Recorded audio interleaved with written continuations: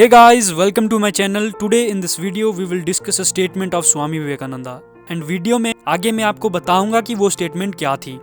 Swami Vivekananda was one of the greatest Indian philosopher and spiritual leader.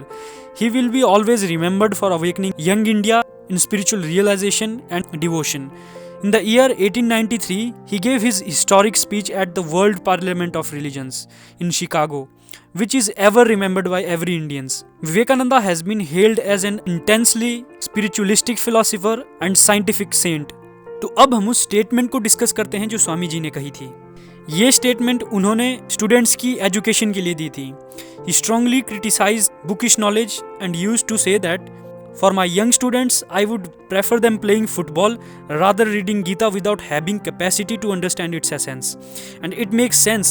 एक student जिसने अभी life को ढंग से देखा नहीं है, जिसे अभी डेली लाइफ की बेसिक चीज़ों की उतनी अंडरस्टैंडिंग नहीं है, then how can he understand the essence of Gita. Gita is a very complex book.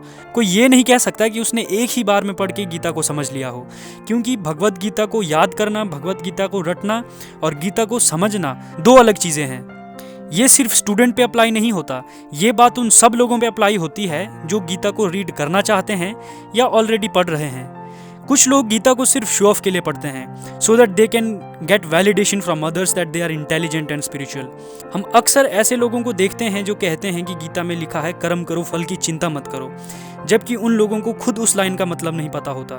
कर्म करो फल की चिंता मत करो, ये बात इतनी डीप है कि इसके ऊपर एक पूरी किताब लिखी जा सकती है, और फिर भी इस बात की गहराई लोगों को पूरी तरह समझ नहीं आएगी। और ये बात गीता के हर एक श्लोक पे अप्लाई होती है। कुछ एक बातें तो गीता में इतनी डीप हैं कि उन पे यकीन करना भी मुश्किल है, क्योंकि ह्यूमन लॉजिक एक पॉइंट के बाद खत्म हो जाता है। जब भी हम कोई ओपिनियन फॉर्म करते हैं तो उसमें हमारे बायसेस और प्रेजुडिसेस का बहुत बड़ा रोल रहता है। हमारा किसी भी चीज़ को देखने का नज़रिया जो बनता है उसमें हमारे बायसेस और प्रेजुडिसेस का रोल रहता है। नोइंगली और unknowingly most of us form biased opinions due to the lack of objective thinking. बहुत कम ऐसे लोग होते हैं जो कोई भी ओपिनियन फॉर्म करने से पहले अपनी ऑब्जेक्टिव थिंकिंग का यूज़ करते हैं। मैं आपके साथ बायसेस और प्रेजुडिसेस की बात इसलिए कर रहा हूँ because most people make the same mistake while reading Bhagavad Gita. इंसान के बायसेस और प्रेजुडिसेस की वजह से वो चीज़ों का गलत मतलब निकाल लेता है, और गीता में लिखी बातों का गलत मतलब निकालने से अच्छा है कि आप गीता ना पढ़ें। I personally think that you should read Gita in these two conditions. Number one condition is that you have someone who has very deep understanding of Gita and he will guide you. और दूसरी condition ये है कि आपने mind के level पे अपने सारे कॉन्फ्लिक्ट्स को सॉल्व कर लिया है। आपको अपने माइंड की और ह्यूमन बिहेवियर की समझ हो गई है। You deeply understand the concept of objective thinking. सिर्फ इन दो कंडीशन में आप गीता को अच्छे से समझ पाएंगे।